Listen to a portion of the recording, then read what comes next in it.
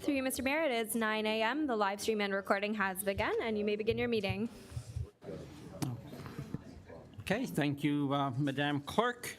Good morning, Council, SLT, members of the public, and some members of the 613 Legion joining us this morning. I see we do indeed have quorum, so I call this meeting into session. And as always, our first order of business is to have the playing of the national anthem. We ask all those that can to please rise.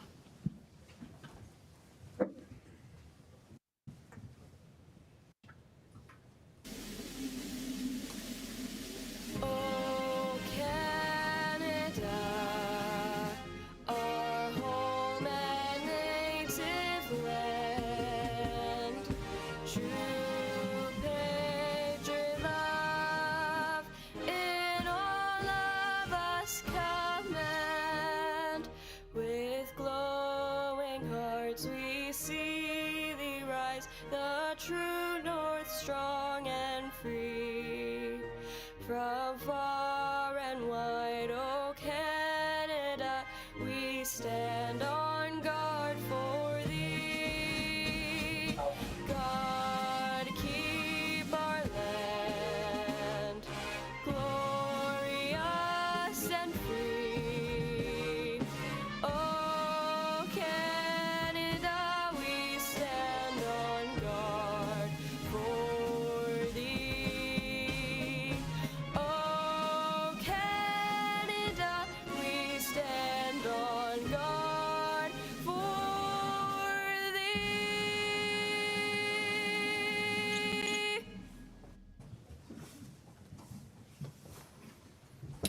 Thank you. Next on the agenda is the land recognition statement. This morning it's read by Deputy Mayor Eckert, and he is coming to us through Zoom from a southern incline. Councillor, you prepared. Thank you, Mr. Mayor. The town of Pelham is situated on treaty land steeped in the rich history of the First Nations, such as the Hattah-Wendoronk, the Haudenosaunee, and the Anishinaabe, including the Mississaugas of the Credit First Nation. This territory is covered by the Upper Canada Treaties and is protected by the Dish with One Spoon Wampum Agreement. Today, many First Nations, Métis, and Inuit people from across Turtle Island live and work in Niagara. The town of Pelham stands in solidarity with all Indigenous peoples, past and present, acknowledging that our high standard of living is a result of the resources and lasting friendship of Indigenous peoples. Thank you, Deputy Mayor. Before we go to the agenda, and with the indulgence of Council, if I may, I would like to highlight the awards yesterday that were given to our Lincoln Pelham Library, the little town that could, indeed continues to punch above our weight. And this was from the chair, Julie Andrews. Yesterday, they were at the a super conference, and Mr. CEO, we've been to conferences, but never to a super conference. So I'll leave it up to you to take care of that. It's a super conference, and it was in the LPPL, so the Lincoln Public Library, Lincoln Pelham Library, brought home an accreditation certificate, which represents examination of over 190 elements of library operations, collections, programming, and policies. So that's quite a thorough examination of how they're running their organization. And the OLITA Advancing Technology Award for our technical services and IT team over the course of our merger. So we all know that whenever we have Julie and staff appear before council, we've always known that they're always pushing the envelope with the programs and what have you. And it's nice to see that the library and staff got the recognition at the provincial level. So congratulations to the library and to the staff. I turn to the clerk. Thank you, Mr. Mayor. That brings you to item 4, adoption of the agenda. And I do have an amendment put forth by Councillor Olson, seconded by Councillor Hildebrandt, that the agenda be amended to move item 12.2.2 before item 6, Committee of the Whole. To you, Mr. Mayor. Okay, thank you. Any discussion on the amendment? Call the vote. All those in favor? I see none opposed. To the clerk. Thank you, Mr. Mayor. That brings you to a vote on the agenda as amended. Okay, on the agenda as amended, any questions, comments? Not seeing any. Call the vote. All those in favor? I see none opposed. Vote carries. Thank you. That brings you to item 5, disclosure of pecuniary interests. Thank you. After viewing the agenda, is there any counselor that has a pecuniary interest and general nature thereof to declare? Seeing none, Madam Clerk. Thank you, Mr. Mayor. As our agenda was amended, that brings us to our first item, which is 12.2.2, Lest We Forget Commemorative Crosswalks. And I have a motion put forth by Councillor Olson, seconded by Councillor Kerr. Be it resolved that Council receive report 2025-0032 for information, and that Council direct staff to install one thermoplastic Lest We Forget commemorative crosswalk at the intersection of blank prior to Remembrance Day 2025, and that Council direct staff to install one solvent-based paint Lest We Forget commemorative crosswalk at the intersection of blank prior to Remembrance Day 2025, and that Council directs staff to fund the installation of the crosswalks listed above, utilizing the potential surplus funds from the 2025 roadway maintenance operating budget for pavement markings and/or roads reserve. To you, Mr. Mayor. Thank you, and perhaps, again, at the indulgence of council, I will, I was talking to one of the members from 613, and Mr. Rick, any comments you make on this point in the agenda? Thank you, Mr. Mayor. Council, we are very, very grateful for the initiative brought forth by the town of Pelham with the crosswalks. Thank you, Councilor Olson, for your spearheading it. And we've always viewed ourselves and still view ourselves as the keepers of remembrance for veterans. And we strive every year to do something different, to get something going, so people can look and remember and pay a bit of time just to think about what our veterans have done for us over the years. So we're very, very grateful. We have the town as our partner. You continue to help us, support us, and we're very grateful. Thank you very much. Thank you, Rick. And again, this council and this town really appreciate all the work that 613 does for the community, and we're happy to be a part of it. Thank you.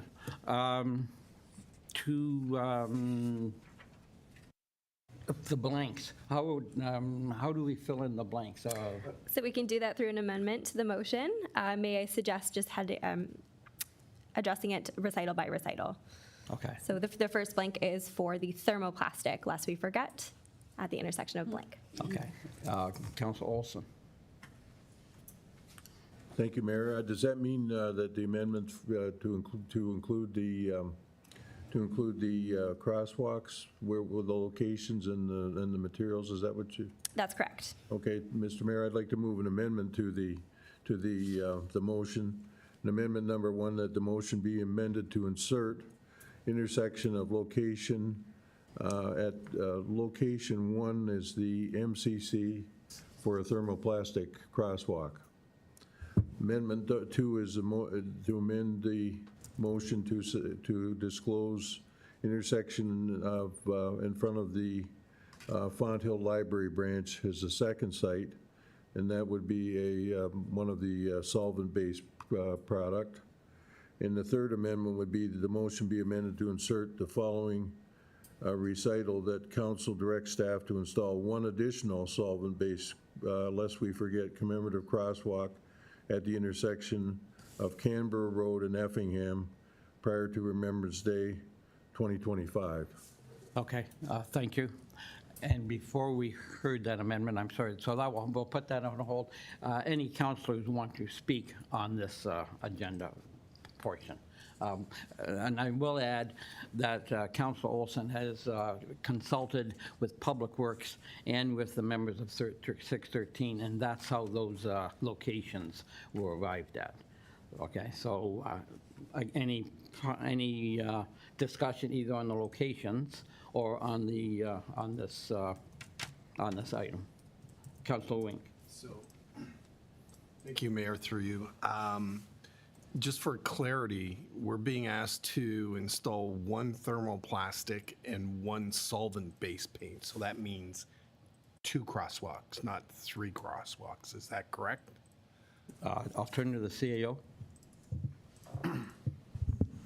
Well, I mean, everything's open to your discussion and your dialogue. Nothing's budgeted, so in that sense, you're starting from 0, of course, and anything you add, there's just, as the report indicates, there's a way to pay for it. But, so I think Councilor Olson's clearly indicated 3 preferences for 3 locations.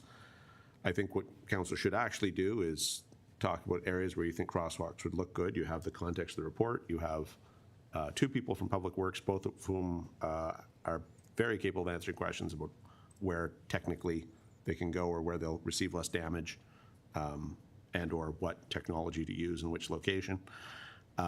So Mr. Cook and Mr. Marr are here to answer that. But I think your fruitful discussion is, I'd like to see a crosswalk here or here or here.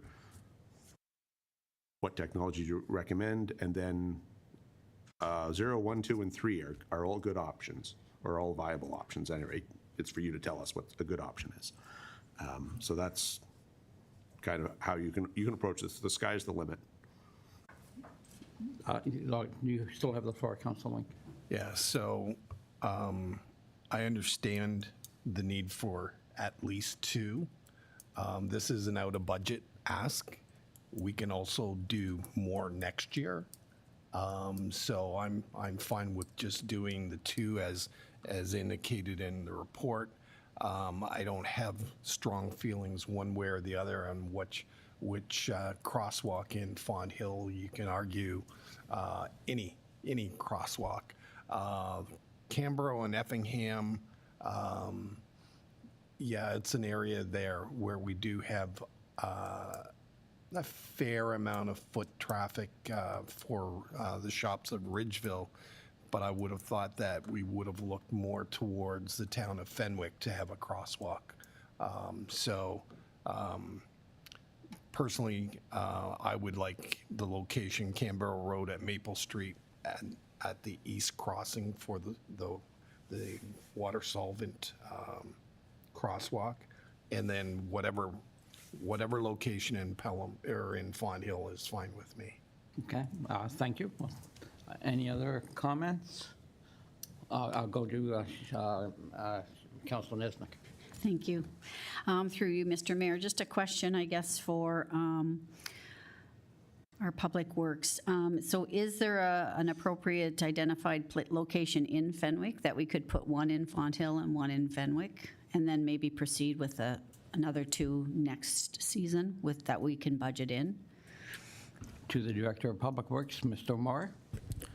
Through you, Mr. Mayor. So staff looked at a number of different locations that we thought had merit that would work. Those are identified in the report. So I think any of those locations are good locations as far as Public Works is concerned. But then again, this is obviously a decision of council. We'll take your direction based on your discussion. Councilor Kerr. Thank you. It's, I guess this is extremely worthwhile for myself. It's quite interesting. This year, it turns out to be my 48th year as an associate member of the Legion. My father was an honorary member, so it's kind of, I do have a connection to this that's a little longer maybe than some others. I really have, I'll make 2 comments, and one was the Canberra Road at Effingham I would be concerned about only because likely Effingham Street's due for a significant rebuild in the future. So the potential of high vehicle traffic and everything else causing undue things, so I'm not as much in favor of that one. I am in favor of one in Font Hill and one in Fenwick for this year. I think that's the prudent way to go forward. My question is more to the Director of Public Works about, and through the rest of Public Works, the durability of the thermoplastic. Other municipalities have likely used it. What have they found as a quote, an average lifespan of that? I understand painting and having been involved with that with road marking and other things personally. I'm just wondering what the durability is of the thermoplastic, considering salting, snow removal, and everything else. That's my To the query. director? Through you, Mr. Mayor. So the two products are very different. The thermoplastic paint does have a much longer life compared to either the solvent-based or the water-based paint.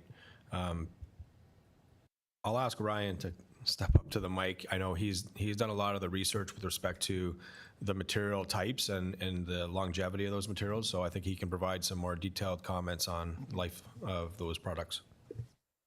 Thank you, Mr. Cook, for joining us today. Yeah, thank you. And through the mayor, the lifespan on a typical thermoplastic application where you're going to see the traffic volumes in the town of Pelham, the lifespan is probably 2 years plus. The solvent-based paint is probably going to get us by the end of year 2. It is going to be noticeable that it needs to be repainted at that point. You still have the floor, Councillor.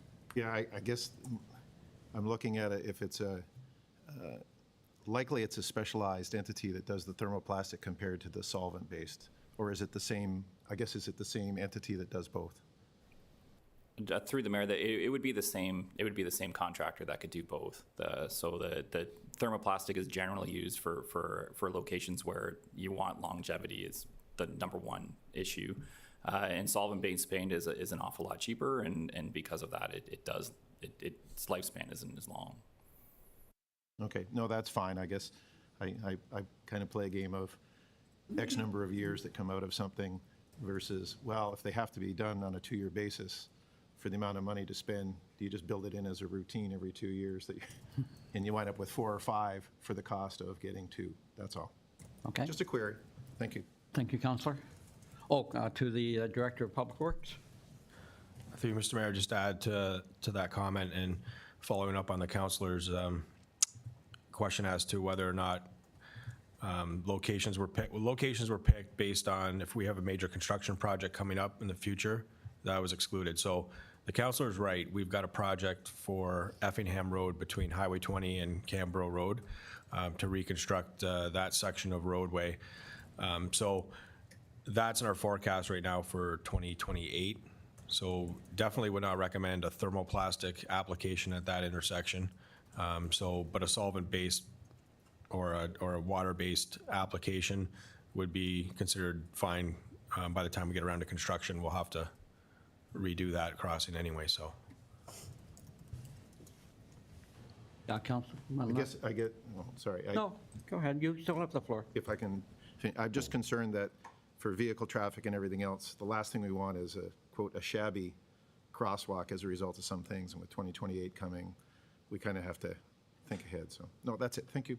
Okay, thank you. Councillor Olson. Oh, and I see Councillor Deputy Mayor. Deputy Mayor Eckert, please.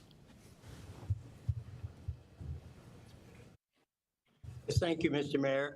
First of all, I'm in complete support for this project, not only for what our past history, the Legion members and our heroes have done for us, but also for what the Legion does for us every single day in this community. They're unsung heroes.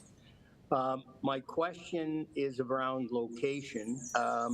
Obviously, I'm not in favor right now of the Canberra-Effingham Road for a number of reasons, not only the construction, but also the heavy traffic of the water trucks there every day. And I would be in favor of Fenwick and somewhere in Fonthill, whatever town staff and the Legion recommend. My question, though, is to Mr. Cook. I may have misheard, but can he just repeat the lifespan of the 2 different applications, please? Mr. Cook. Yeah, through the mayor. So the thermoplastic does have a 2+ year lifespan. It likely will last a lot longer than that. It is very difficult to get an indication from a contractor how long that will last because they don't know exactly where we're planning to put them. But it is a 2+ year, and the solvent product would be at the end of year 2, its lifespan is then complete, and it would have to be repainted. Deputy Water Mayor? base is going to last about a year. That's that third product. Yeah, thank you. I guess what I'm wrestling with is, the difference in cost of the two. The thermoplastic, if I read it properly, is about 5 or 6 times more the cost of the regular solvent, but we would be replacing it almost at the same pace as we would be replacing the solvent. And if we replaced it at, 14 plus a year, every 2 to 3 years, I'm not quite sure about that expense. I think there's a question in there someplace for Ryan. Yeah, through the mayor, as the town of Pelham doesn't have any real experience in using the thermoplastic product, it is really difficult to get a time frame on that. It all indications so that it would in all likelihood double the lifespan of the solvent-based paint. I hesitate to guarantee those things without actually having experience in it. Okay, thank you very much. Yeah, and as I said earlier, I'm totally in favor of this project. And I think Councillor Wink's suggestion that perhaps in the future we budget and we increase the number of them throughout the town. Thank you very much. Okay, thank you, Deputy Mayor. Go to this side. I believe I saw Councillor Hildebrand. Through you, Mr. Mayor. Thank you very much. Councillor Olson and I did meet with the Legion members, and that was the 3 selections that they came up with as a recommendation.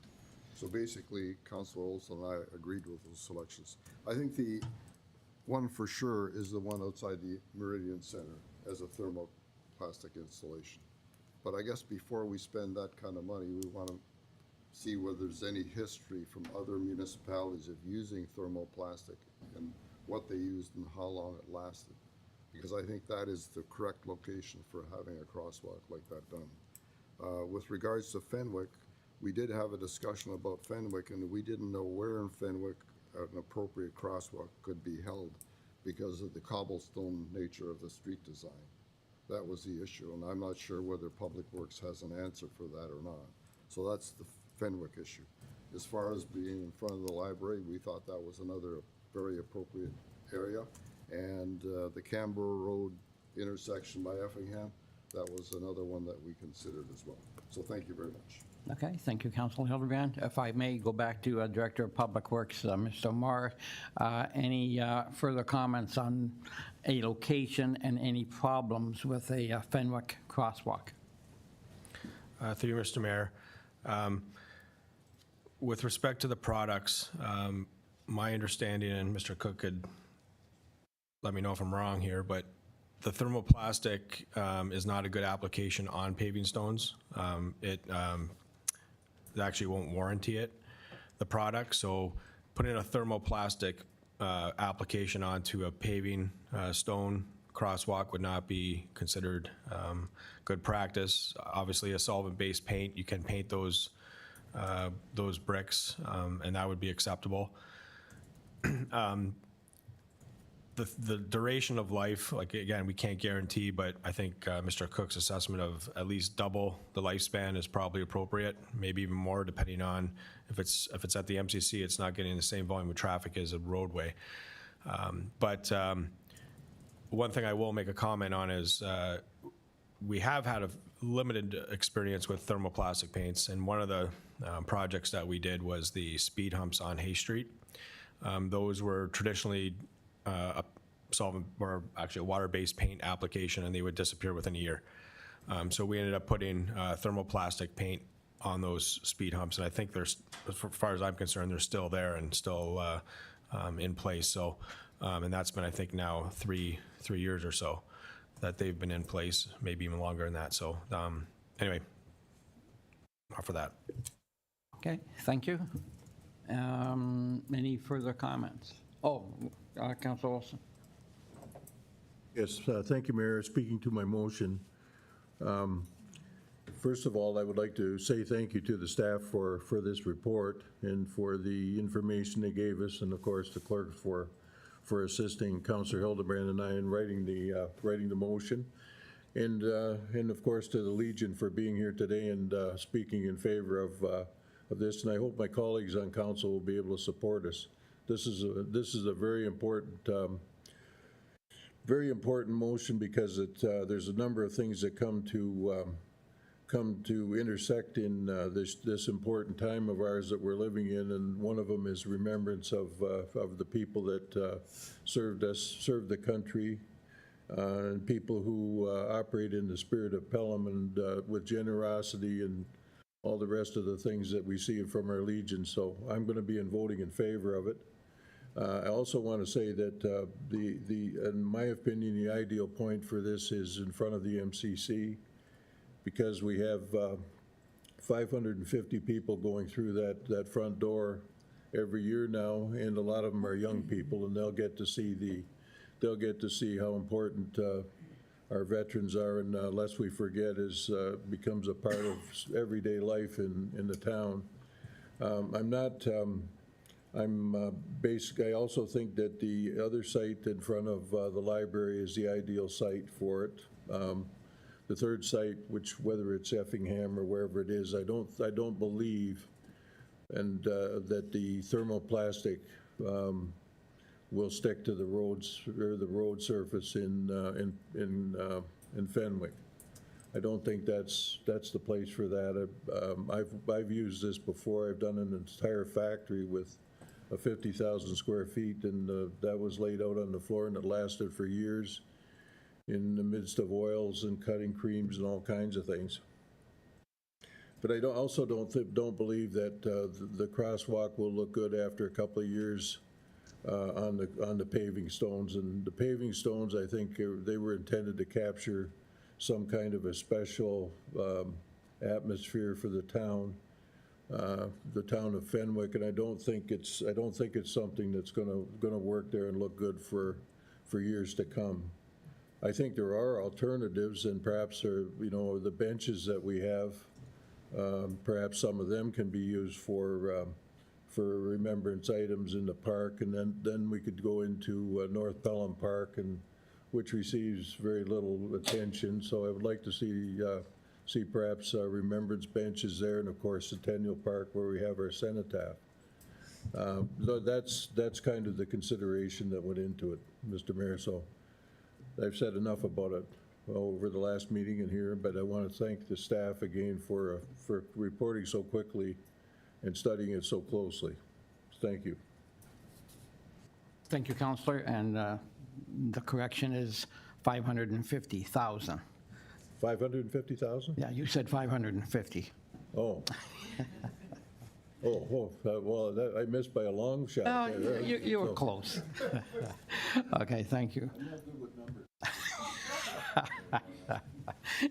And you're on the Finance Committee. It's always been a challenge.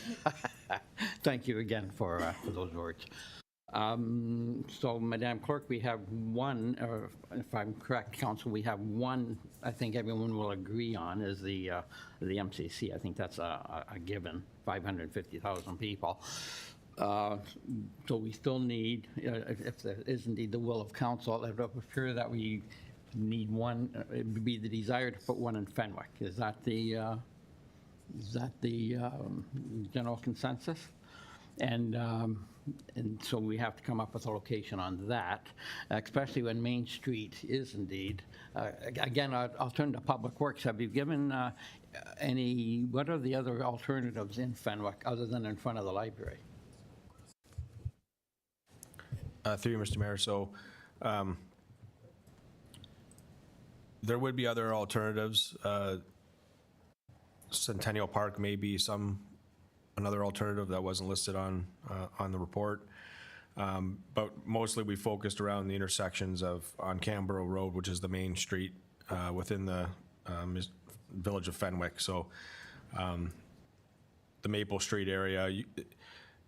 There is another crossing as well at Balfour.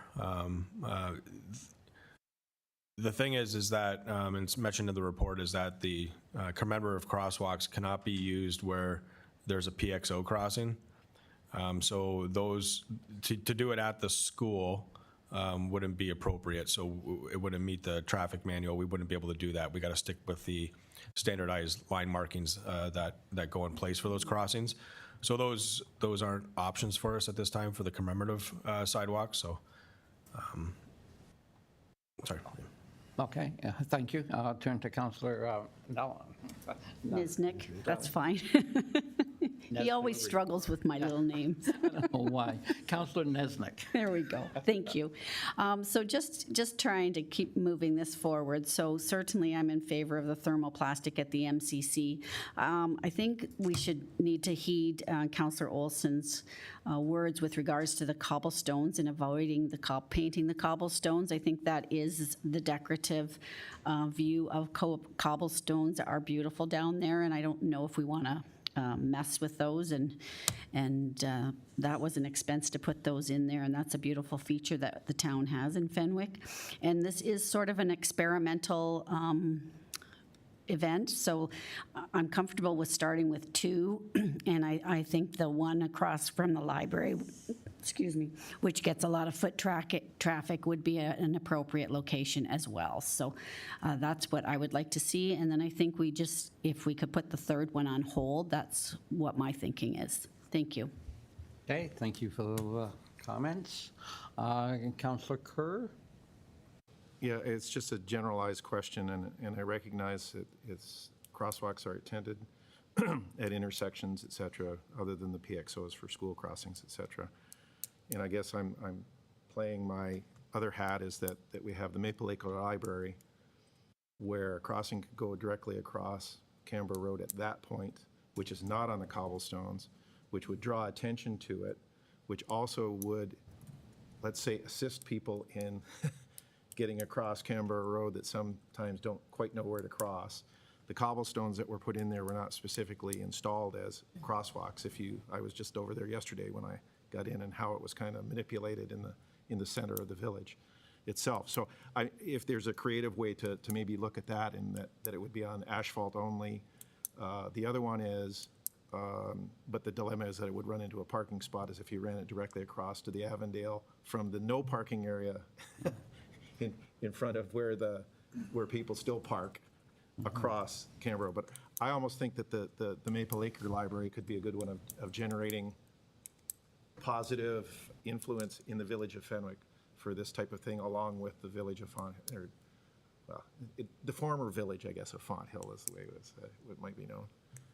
Okay, Councillor Wink? Yes. So we could be here all day debating where we're going to put these crosswalks. I think we've agreed with the thermoplastic at the MCC. Yes. I would suggest that the other one be in Fenwick with water solvent at the discretion of town staff. Excellent. That sounds like a, Councillor or Deputy Mayor, I see you're nodding in agreement. Other members of council willing to leave it at the discretion of town staff as to where the one in Fenwick is most suited? Councillor Kerr? Yeah, I have a feeling, though, that town staff would like some direction relative to this. Otherwise, we know who's going to get caught making. They're now making the decision that they're. I agree. We don't need to prolong this ad nauseum. I think honoring the veterans that originated from Fenwick, along with the veterans in Font Hill, is appropriate. It respects the entire town. So that's why my suggestion is one in Fenwick. To start, as Councillor Niznik said, we can expand this program in the future, but I think that's an appropriate place to start. So it's not on the list, and I don't know whether it would fit. I would need Public Works to comment about my suggestion from Maple Acre Library directly across to Baxter Lane, because there is a point where no vehicles can park, but it is a pedestrian area where people can go. It's open for walking. Thank you. Because we definitely don't want to take up any parking spaces. No, then that wouldn't, like you say. Mr. CAO? I think this is new territory for us, and something that long overdue. So self-evidently going with the plasticized material at the MCC, let's just practice that technology. That's our most high-profile location. We get 577,000 visitors there last year. If everyone wants to remember the number, it's 577. Let's not sell ourselves. That's 27,000 human visits we're selling ourselves short on. The report does flag some spots. I strongly, I think you should put 2 in Font Hill this year. If we have good experiences, that gives staff time to figure out the Fenwick piece. It's really bad to just experiment with traffic or just throw things out. That's not the ideal way for us to guess at where we're going to put a crosswalk. So that gives us time, a year to look at and think about what we could do for Fenwick. Understanding that Fenwick, having those cobblestones already is a part of what makes it so quaint and charming and fabulous, but that's already an expense and a physical attraction that the rest of the town doesn't have, so it's not unfair and appropriate to put 2 in Font Hill. The library is a high profile. There are frequently people crossing from the park in, and so that would work quite well, and we know we can do it. So that's already sort of met our tests and won't have a bad interfere with traffic. So if we can do that with the less costly technology, a year from now, we'll all be much better informed. And I promise we'll have an idea about Fenwick for the next year, should you wish to put that in next year's budget. And that is probably the safest way forward, where staff aren't dictating. Thank you for those words, Mr. CEO. I don't know how the rest of council feels. I actually think that it's very important that we get one in Fenwick right off the bat. So I'm going to disagree with my CAO, which we don't usually do. But how does the rest of council? I like Councillor Kerr's idea, and I'll go back to, and I think and here we are putting staff under the report or under the gun. Maybe is the CEO right? Is the rest of council happy having 2 in Fenwick and with Fenwick, or 2 in Font Hill and Fenwick on the books? And if the rest of council is fine with that, they're both great crosswalks that we have in Font Hill. The MCC is a no-brainer, and the one in front of the library in Font Hill, excellent crosswalks. If council's ready to go with that suggestion, I definitely will. Councillor Deputy Mayor Eckert. Thank you, Mr. Mayor. Not to belong this discussion, but Councillor Olson did make an excellent suggestion in dealing with the Fenwick issue, and that would be the installation of benches. They have a very long life, and I'm sure that bench replacement is in the budget. And if that's the case, a comment from Mr. Marr would be helpful. And if that's the case, that's what I would be in favor of this year, and go for the 2 in Pelham and then install some benches in Fenwick for the time being. To the deputy, to the director. Thank you, through Mr. Mayor. Decorative benches are definitely something that we can look into. We do have budget that's been approved in 2025 for bench replacement. We haven't done the research yet. We can undertake that, but my understanding is it may be difficult to get a white bench. The material is very difficult to get in the white, but definitely that's something that staff could look into, see what other municipalities are doing with respect to Remembrance Day type recognition on benches, and we could bring that back to council for consideration, but that's definitely something that can be easily done. Excellent. Definitely seems to be perhaps a great compromise. Councilor Wink. So we're getting off topic here. We're talking about crosswalks. We're not talking about benches. We're talking about remembering, though, perhaps. Well, I understand that, yes. But we're going down Okay. a different road, and it is off topic. We can deal with benches. It's Okay. not that big of a deal. Let's bring it back to Okay. the crosswalks, please. Thank you. Okay, so with that in mind about and I whisper at benches, is the rest of council willing to go with the recommendation of our CAO, one in front of the Fond Hill Library and one at the MCC. One comment, and then we'll call the vote. It comes back, thank you, Mr. Mayor. Thank you, Mr. Mayor. It just comes back to my question. Could a Lest We Forget crosswalk be installed across from the Maple Acre Library, across Canberra Road? Go to the director. Again, you probably haven't. Go ahead, Director.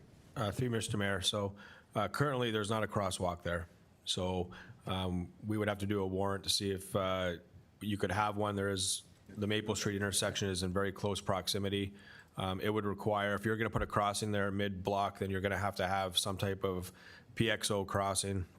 The estimated cost to install those based on recent projects are about $40,000 to $50,000 for the full installation. Something could be less, and we'd have to investigate those costs to see what would be involved. But we definitely would need to have a pedestrian crossing there at a PXO. Again, the markings aren't. You have to stick with the line markings that are in the Ontario Traffic Manual, and they don't allow you to put a decorative crosswalk for a pedestrian crossing. So that's one of the issues that we have when you're doing a PXO, when you're crossing the road at mid-block. So that's one of the things that we have to work with. A regular crosswalk, as long as you have the two white lines, you can do whatever you want in the inside of it. But and Mr. Cook can expand on this because he's done more of the research, I guess, on the PXO crossings. But when you have a PXO crossing, there's specific line markings that you need to follow. Right. Okay, thank you. So I'm going to call the vote on this. I'm going to turn to the clerk. Madam Clerk, I think we've heard what I hope will be the majority of council. Read us what we have. Yep, so as I hear it, that the motion be amended to insert location 1, MCC South Entrance, into the second recital, and that the motion be amended to insert location 2, Pelham Town Square at IPS Font Hill Branch, into the third recital. Okay, thank you. A discussion. Councilor Olson. That's a motion I would make, Mr. Mayor. Okay. That was moved by Councillor Olson. We don't have a seconder at the moment. Is there a seconder? Councilor Wink? Thank you. Thank you. Any other comments? And then I'll call the vote. Oh, I'm sorry, Councilor Eckert, do you have a comment? No, you ready to vote? Okay, thank you, sir. All those in favor? I see none opposed. Motion carries. To the clerk. Thank you, Mr. Mayor. Councillor Olson did introduce a third amendment that didn't receive a seconder at the time. Just before we move on, do you want to confirm if that is still being put forward? That third amendment being to install a third crosswalk? No, I don't. Councilor Olson? Nope. No, Okay. he drops that. Okay, thank you. So I would be looking for a vote on the motion as amended with those two locations. Okay, thank you. Any other discussion on this motion as amended? Don't see any. Call the vote on the motion as amended. And I see no, everyone, it's unanimous. It's motion carries. Excellent. Thank you. And for clarity, I will use the same mover and seconder on that motion as amended. Okay, And thank you. Mr. Mayor, that brings us to item 6, which is the Water Wastewater Committee of the Whole portion of the meeting. I have a motion put forth by Deputy Mayor Eckert, seconded by Councillor Kerr. Be it resolved that Council do now adjourn its meeting to sit as Committee of the Whole to facilitate the Water and Wastewater Committee of the Whole meeting. To you, Mr. Mayor. Okay, thank you. Any further discussion on this? Call the vote. All those in favor? See none opposed. Motion carries. And again, a quick thank you to members of the 613 for joining us this morning. To Madam Clerk. Excellent. Thank you. And that brings us to our presentation this morning, which is done by the Treasurer and the Deputy Treasurer. Yep. Through you, Thank Mr. you. Mayor. I'm happy to have the Deputy Treasurer, Usama Siraj, do the presentation. We did do this presentation last week to the Pelham Finance and Audit Committee, and it went very well. We had a lot of really good questions. We will be bringing forward the minutes from that meeting at the February 19th council meeting. But for now, I'm going to pass it to Usama. Okay, thank you very much. And Osama, you have the floor. And welcome this morning. Thank you, Mr. Mayor. Good morning. So we're here to present the 2025 water wastewater budget. So the agenda for the presentation is we'll start with an overview of the 2025 water wastewater budget. Then we'll look at some historical averages regarding consumption and billing. Then we'll talk about the 2025 rate increases from the region, which will bring us to our own proposed rates as you have it in front of you in the 2025 draft budget. Then we'll talk a little bit about the water and wastewater reserve funds, followed by the household impact. And lastly, we'll compare ourselves to other municipalities. So water and wastewater rates are charged to users based on a fixed cost and a variable consumption usage charge. So similar to many other municipalities, we have a hybrid approach. Ontario municipalities such as ourselves are required to do a long-range financial plan for its water and wastewater program. So the last one that the town did was in 2023, and this plan was completed by BMA Management Consultant. And the long-range financial plan really sets, guidance for sustainability in the water wastewater program and rate-setting strategy for the town. So this is done every 5 years. The residents are billed a larger portion on a variable basis, which promotes conservation and ensures that the overall water bill can be lowered if less water is consumed. So the remaining 32% of water and the 47% of the wastewater bill continues to be on a fixed basis. So regardless of the consumption, there's a component that will be fixed. So there are a number of impacts that, there are a number of items that have an impact on how we set the rates at the town. So being in a two-tier system, the number one item on the list is the region's approved rates. So being a lower tier municipality, we purchase the water and wastewater treatment from the region and we distribute it to our residents through our network. So obviously whatever rates that the region sets will have a huge impact because that's one of our main input costs to our budgets. Continued water conservation. So since we are providing a service that's based on consumption, so if there are conservation trends throughout the year where people are using less water, we will generate less revenue, and a lot of our costs are also fixed to maintain the network and the infrastructure, so that will obviously have an impact on how we set the rates. Rainfall throughout the year is another impact. Weather in general, as we see more rainfall, it can lead to more water conservation. People may not be watering their lawns as much. And then on the flip side, on the wastewater side, you also find that what we call inflow and infiltration. So if there's excess rainwater flowing through the streets, inevitably it gets into your network and it gets to the treatment plant where it's not billed water, it's just excess water from the rain. The next item is capital requirements and reserve fund balances. So as I mentioned, we are responsible for maintaining our own distribution network. So, the pipes in the ground, all the other infrastructure for water, wastewater that we have. We need to rehabilitate and take into account the condition and the reserve balances. And lastly, the operating costs to maintain the distribution and billing. So this would be all of our staff for the water, wastewater, any supplies, materials, your day-to-day operating costs. So this table here shows the historical averages for the purchases of water and wastewater treatment that the town purchases from the region. So I've got a 4-year average, but really wanted to, draw your attention to 2024, where we've completed the year. So I've got budgets and actuals. So as you can see, on the purchase side for the water, we're fairly close to what we had budgeted, which is a really good sign. We had budgeted that we're going to purchase about $1.422 million worth of water from the region, and we came in just a little bit over, so about $15,000 over budget on a $1.4 million item. And then for the wastewater, it's exactly on, and that's only because the region bills us more on a fixed basis for wastewater, so we already know the amount ahead of time, so we budget it accordingly. Whereas for water, they charge us part of it is fixed and the part of it is variable based on how much we buy from them. So we always have to do some budgeting there and some analysis. So what we do is we take a 3-year average and look at consumption trends and talk to staff and come up with an estimate of how much we think we're going to buy in a given year. This table here shows the billing side of things. So this is what we bill our residents. Again, we're fairly close to what we had budgeted in 2024.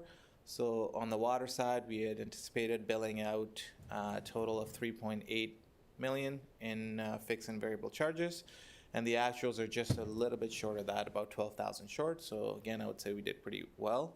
And then on the wastewater side, we actually are a little bit above what we had anticipated. So overall, both numbers are very close.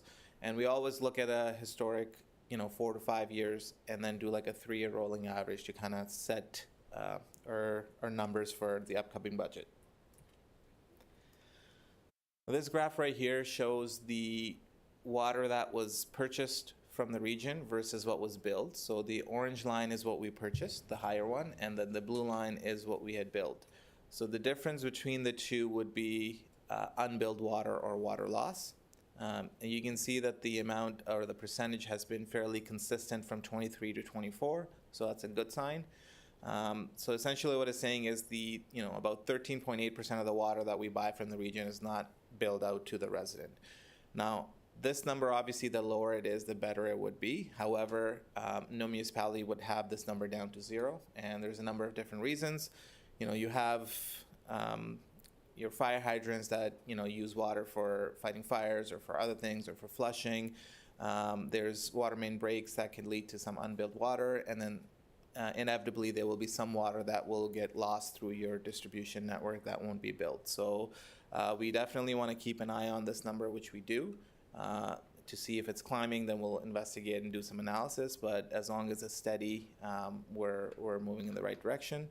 And when we presented this information to the audit committee, they brought up a good point. They wanted to see some comparators to our neighboring municipality, because all the other municipalities in the region also are, or most of them are operating under a very similar system, 2-tier system. So I'm assuming they have this kind of information. So once we have that information back to see how we compare to our neighbors, we will bring that back to council as well as the audit committee. Similar concept on the wastewater side. You can see that we are quite a bit down from 2023. So we're about 26% of wastewater loss for 2024. Again, the weather would have a bigger impact on the wastewater side as opposed to the water side. And generally speaking, from my past experience where I've seen this at the other municipalities, the number for wastewater tends to be a little bit higher than the water. So looking at the 2025 region's rate increases, you've got 34% of the water and 69% of the wastewater budget is tied to a single item, which is the purchase of water or water treatment from the region. And as I mentioned previously, the region bills the town for water on a combination, fixed and variable. And then for wastewater, they bill us on a fixed basis. But what they do is they take a 3-year average of what we've sent to their treatment plan, and then they just give us an amount that this would be the amount for 2025. And they also have a reconciliation that they do every 3 years. So it's variable, but then it is fixed because they do that 3-year catch-up. So as you can see that, the 2025 rate increases for the region, it's about 5.5% for the water and just under 15% for wastewater. So these numbers have a huge impact on how we set our rates and how, we budget for our costs. So this is the same information, just to put it on, put some dollars in front of it. The bottom line, the cost to the town to purchase water in 2024 was about $1,422,000, and to purchase the same water would be about $1.5 million in 2025 as budgeted, which is an increase of about 5.5%. And the note 1 there simply states that the actual rate increase, if you compare apples to apples, is about 7.13. The reason you're seeing 5.5 is because, as I mentioned, when we're doing the analysis of what we billed out in the last 4 years, we determine what we think we're going to bill out, what we're going to purchase. So that's what the budget's based on, an average that we think we're going to purchase, and that average is 1,495,000 cubic meters for 2025, which is slightly lower than what it was last year. So last year's budget was based on us purchasing 1.5 million cubic meters of water. This year's based on 1.495. So therefore, you see that bit of a savings there because we're purchasing less water or anticipating purchasing less water. On the wastewater side, the cost to the town in 2024 was $2,190,000, And for 2025, as budgeted, it's about $2,517,000. So again, that's 14.93% over prior year. So the proposed rate increase for the 2025 budget for the town is 6.5%, which is in line with what the BMA study recommends. And the table below just shows you a high-level breakdown of the water budget. So the total cost to run the water program is about $4.3 million. Then we subtract out the revenue that we will generate from our fixed billing, and then we subtract out any other revenue. So this would be things like water haulers, any recovery that we get for installing new water meters, and any other miscellaneous revenue, which leaves you with about $2.7 million that you still need to recover from consumption charges. And as I mentioned, we do the average to kind of see where our billing is tracking. So based on our analysis, we think we're going to bill out approximately 1,276,000 cubic meters in 2025. So that will give us a rate of $2.14.2 per cubic meter of water. And this is just a screen cap of the more detailed water budget. You can see the different line items there. And for wastewater, it's 9.5% increase over 2024, exactly what was proposed by the BMA consultants. And the similar breakdown, the cost to run the wastewater program is about $3.66 million. Subtract out the fixed component, the other revenue, which leaves you with the variable consumption that you need to recover from. And the anticipated billing volume is about 1.13 million cubic meters. So that will give you a rate of $1.69.1 per cubic meter of wastewater billed. And that's just a more detailed breakdown, and we can come back to this if the council has any questions. So I just wanted to talk a little bit about the reserve fund analysis. So the 2025 proposed reserve fund contributions are different from what the BMA study recommends. So in each of these items there, you see a line that says transfer to reserve, so that's part of our cost. And the number that the BMA study has recommended, we've had to adjust that number because if the adjustment was not made, then the rate increase would be about 17.25% for wastewater and 8.97% for water. So the table below shows you what the study had recommended and what we have made the adjustment to. So on the water side, if you look at the highlighted 2025 column, the recommended contribution to water reserve was $1,187,500. We've reduced that by about just under 96,000. So the actual contribution proposed is 1,091,848.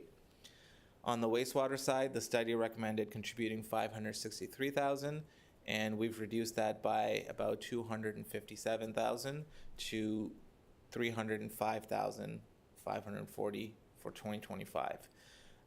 The contributions are based on at a point in time. So the way BMA comes up with these numbers is when they were doing the study, they would have looked at our 10-year capital plan and determined, okay, these are all the capital requirements. This is when these projects are needed.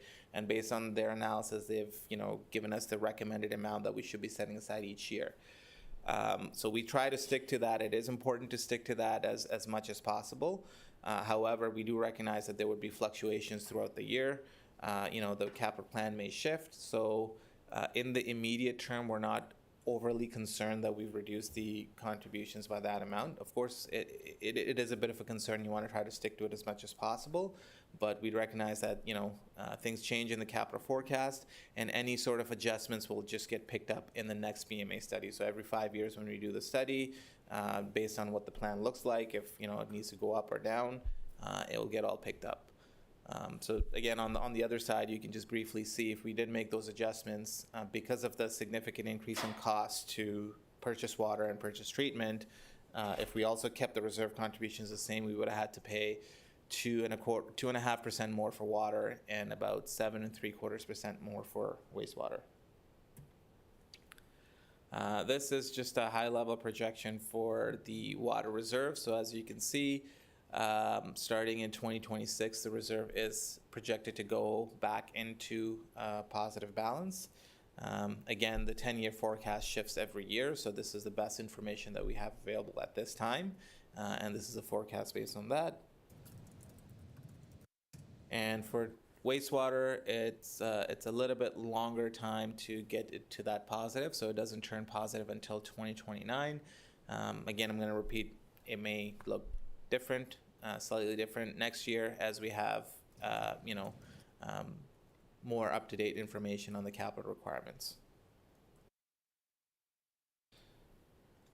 So this table is included in the budget package as well. This shows the 2025 annual household impact to our residents for the proposed rates if they were approved. So if I can get your attention to the bottom portion, the dark gray, the annual increase is about $94.64. So if a household, typical household that's consuming about 200 cubic meters of water annually, they would pay about $94.64 for the whole year more than they did last year. Broken down, it's about $15.77 more per billing period. We bill for 2 months, or $7.89 more per month. And the blended rate impact is about 7.97%, because water is 6.5%, wastewater is 9.5%. And this is a comparison to our neighboring municipalities. So this information is derived from the BMA's municipal comparator study. Again, it's a great study that the BMA consulting firm does. They study over 150 municipalities, look at different things. So comparing ourselves to, this is information from the 2024 study, which was made available just before we finalized the budget. So we were able to get the most up-to-date information there. So as you can see, the 2024 average for, again, this is based on a typical household consuming 200 cubic meters of water annually. The annual cost was about $1,448 on average for the municipalities that we looked at. Town of Pelham's cost in 2024 was about $1,195, so just under $300 less than the average. And the green bar shows you the proposed rate and the impact with those proposed rates. So it'd be $1,290. So as you can see, even with the 2025 rate increase, we would still be well below the 2024 average.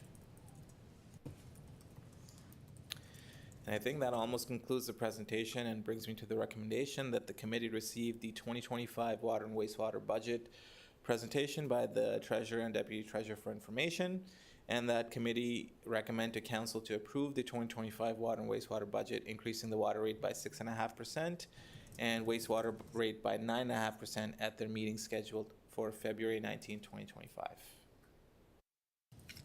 And I'm happy to take any questions. Okay, thank you for a great presentation, and I open it up to council. Any questions? Council Hildebrand. Through you, Mr. Mayor. One of the areas that always concerns me is groundwater infiltration into our system. Do we have a chart that shows our yearly groundwater infiltration into our system that's going into wastewater budget? I will pass that on to Director of Public Works. To the Director. Through you, Mr. Mayor, we don't have a number per se to quantify how much is infiltrated into our system. We do know that we do have areas that we have infiltration issues. We've been looking to address those over the years through the capital program with sanitary sewer upgrades, using concrete manhole rings around our manholes to make them more watertight.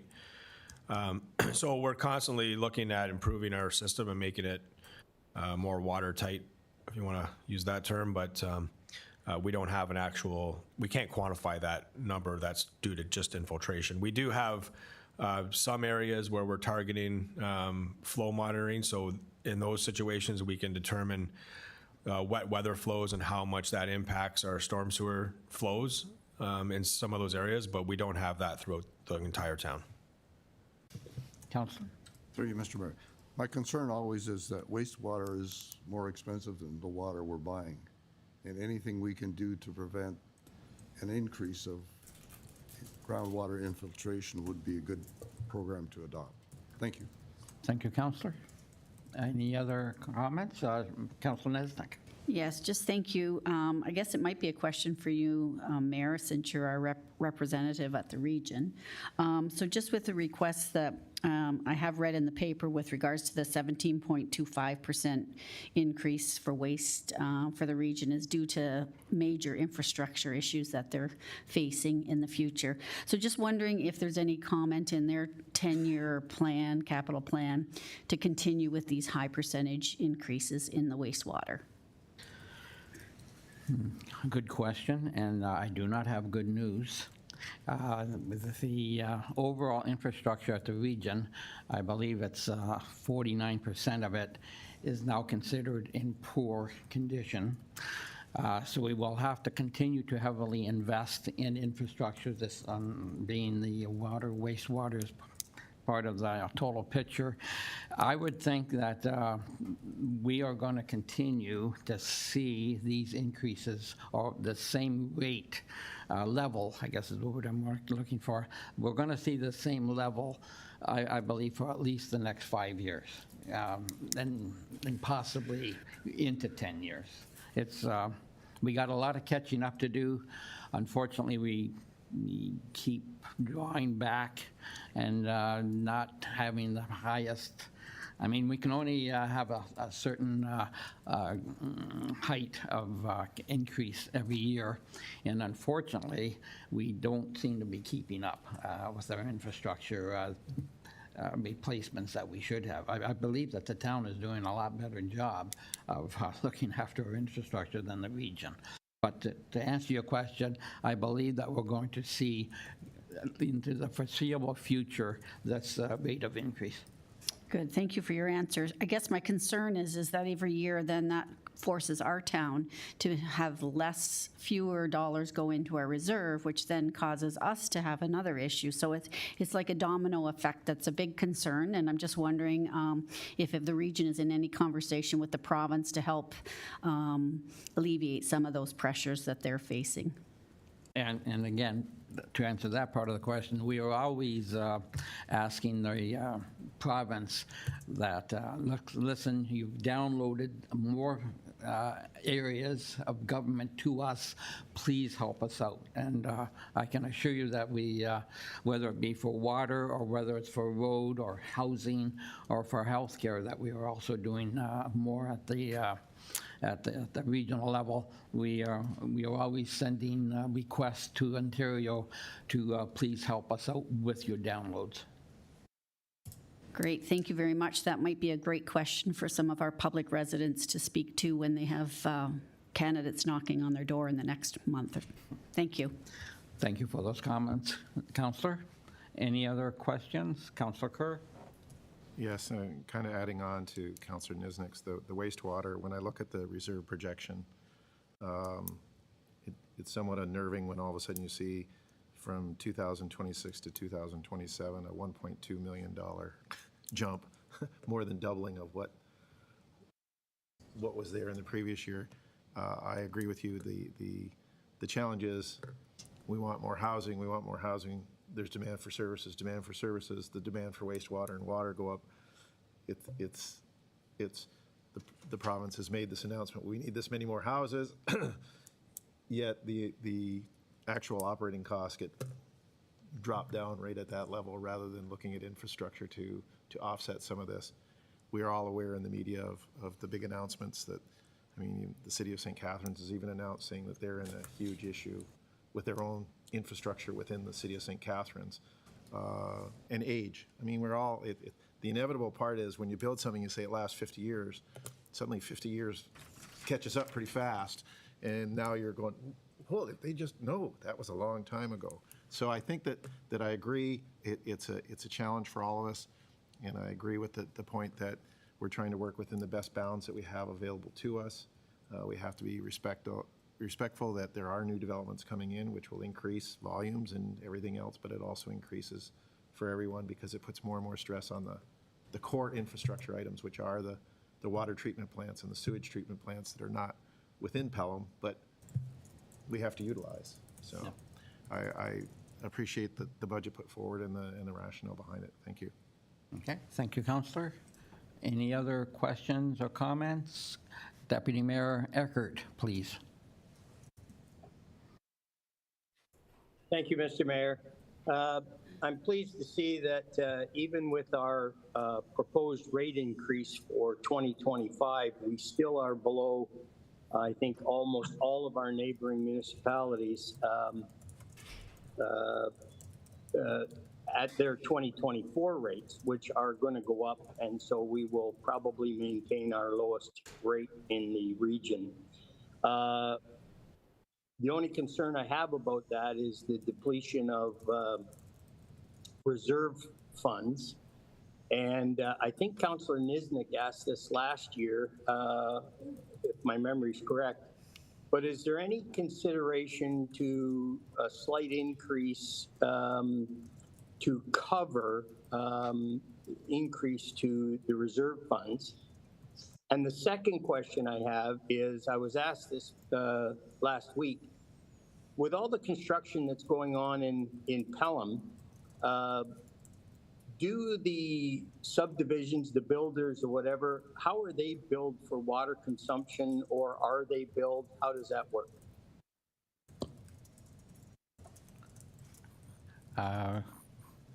Should I turn to the treasurer? Yeah, so through you, Mr. Mayor, there is a water construction rate that's charged when there's construction happening. I don't have it off the top of my head, but it is listed under the user fees for water. Okay, thank you. I can email back to council and explain what we do under construction.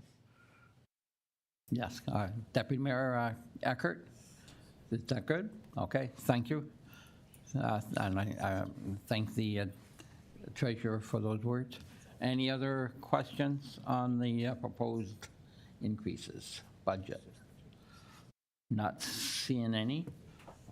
Turn to the clerk. Thank you, Mr. Mayor. As we are in Committee of the Whole, there is a public portion of the meeting. We do not have any pre-registered speakers, but technically anyone from the gallery would be welcome to speak if they desire. Okay. And is there the occupant of the gallery, any comments? There's no charge for the water in Welland River, so I'll take that as a no. Thank you, sir. Okay, through you, Mr. Mayor, if there is no further comments by council, that brings us to the presentation of resolutions. And as Mr. Siraj has already read, that committee received the budget presentation from the Deputy Treasurer for information, and that committee recommended to council to approve the budget, increasing the water rate by 6.5% and the wastewater rate by 9.5% at their meeting scheduled for February 19th, 2025. To you, Mr. Mayor. Thank you. Before I call the vote, any further questions? I see none. I'll call the vote. All those in favor? I see it's unanimous. Motion carries. Again, thank you for your presentation.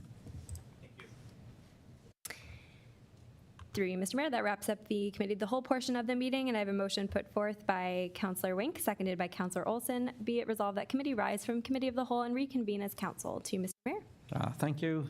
Call the vote. All those in favor? Seeing none opposed, motion carries. Thank you, Mr. Mayor. That brings you to adoption of council minutes, and I have a motion put forth by Deputy Mayor Eckert, seconded by Councillor Hildebrand. Be it resolved that the following minutes be adopted as printed, circulated, and read. CO2-2025 regular council meeting, January 29th, 2025. Thank you. After viewing the minutes, any council member have any comments on said minutes? Not seeing any. I'll call the vote. All those in favor? None opposed, motion carries. Thank you, Mr. Mayor. That brings you to item 9 of the agenda. If there are any items to which council would like to lift from the consent agenda, now would be the time. Okay, thank you. After viewing the consent agenda, is there any councillor that would like to lift a consent agenda item? Not seeing any. I turn to the clerk. Thank you, Mr. Mayor. That brings you to the consent agenda. And if any members of council wish to speak on a topic, now would be the time. And we do have 2 main categories today, beginning with minutes and recommendation sheet from the Planning Act meeting. Okay, thank you. Any comments, questions on those items? Not seeing any. Okay, sorry, just having some technical issues here. Okay, and our next category is information correspondence. Excellent. And that's from 10.3 on. Any questions, comments on those? The one, if I'm, I'll make sure I'm in the right one. I see 10.3.1, public engagement. Oh, wait, is that, I'm thinking of the Niagara Transportation. I see, and I'll turn to Councilor Olson. They have their a meeting in Pelham today, I believe, from 9:30 to 12 o'clock. Yes, okay, excellent. And that's for public comments on the transportation system? That's correct, Mr. Mayor. They'll be there till noon and taking comments and suggestions, and I think there's some really good opportunities. But I've spoken on this before many times, and I think this is the moment when we build our transit system for the town. Excellent, okay. Thank you for that, Councillor. Any other, Councillor Hildebrand?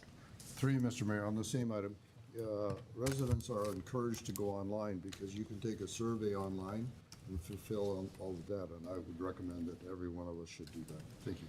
Okay, thank you, Councilor Hildebrand. Any other questions or comments? Not seeing any. Turn to the clerk. Thank you, Mr. Mayor. I have a motion put forth by Councillor Hildebrand, seconded by Deputy Mayor Eckert. Be resolved that the consent agenda items as listed on the February 5th, 2025 consent agenda be received and the recommendations contained therein be approved. To you, Mr. Mayor. Thank you. I'll call the vote. All those in favor?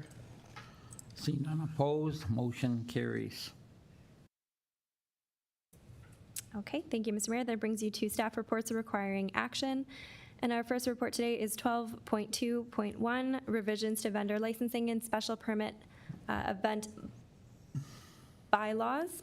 And I have a motion put forth by Councillor Wink, seconded by Councillor Niznik. Be it resolved that Council receive report 2025-0048 for information, that Council approve in principle the appended licensing bylaw that is revised, and that Council approve in principle the appended special event permit bylaw, which is also revised, and that Council direct the clerk to prepare and present the bylaws for consideration at the next regular meeting of Council, being February 19th, 2025. To you, Mr. Mayor.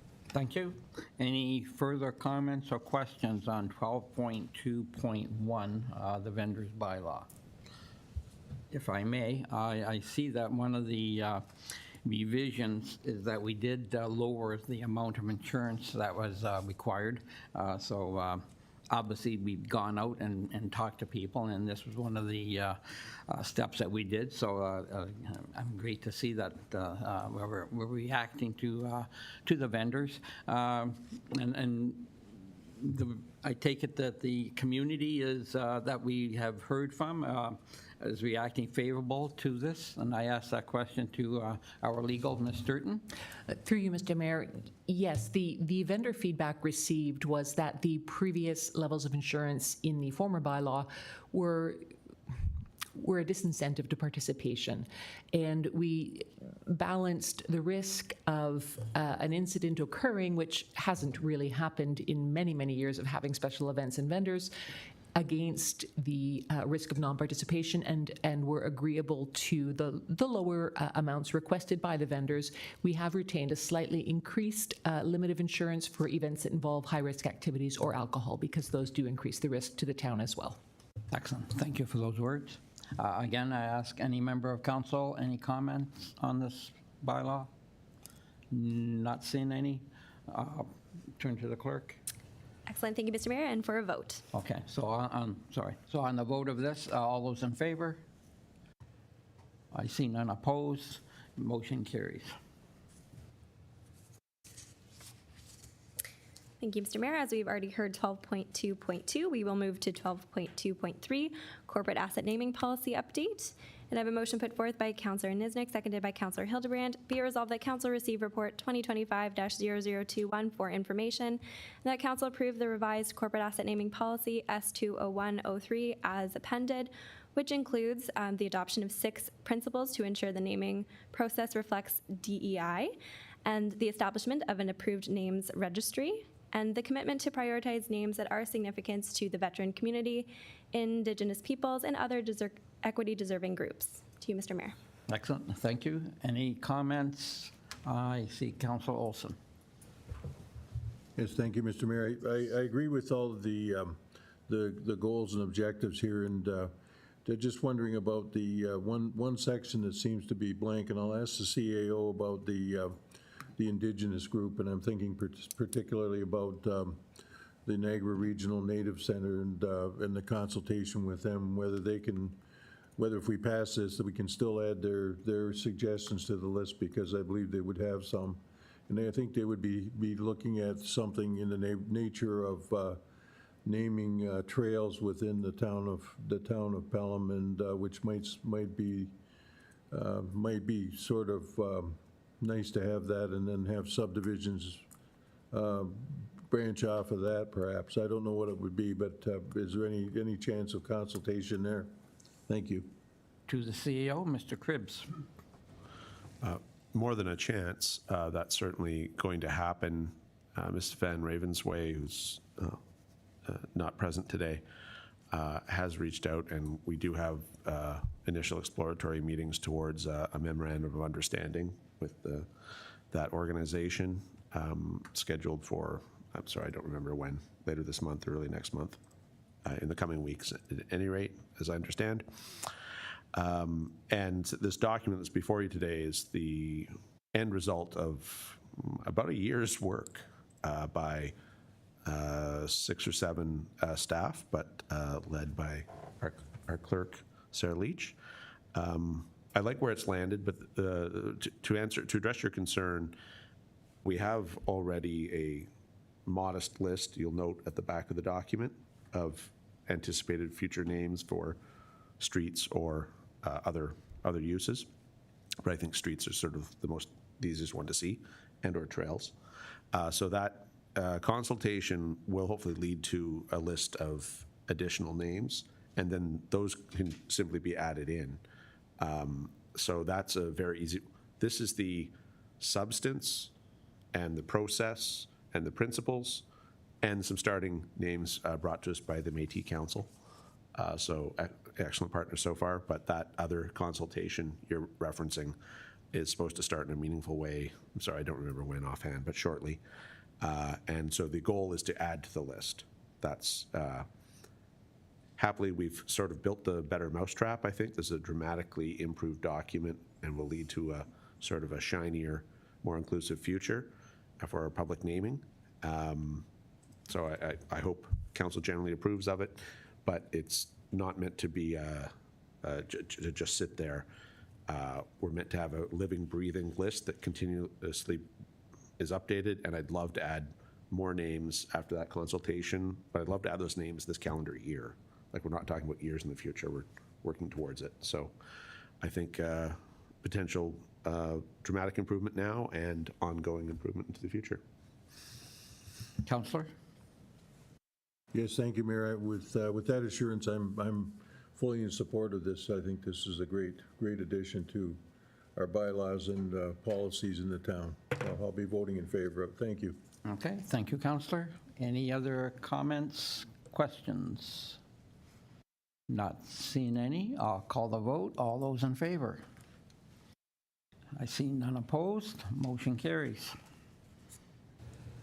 I personally look forward to the implementation of this method. I think it's a great step forward.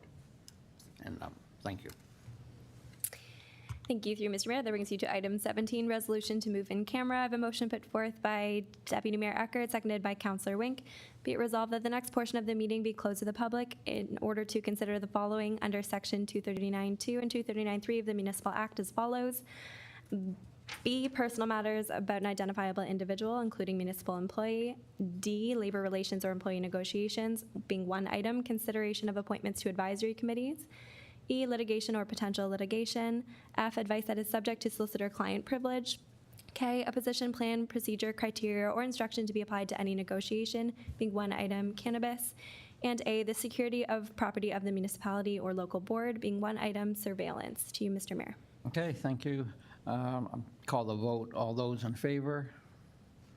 See none opposed. We will now prepare to go in camera.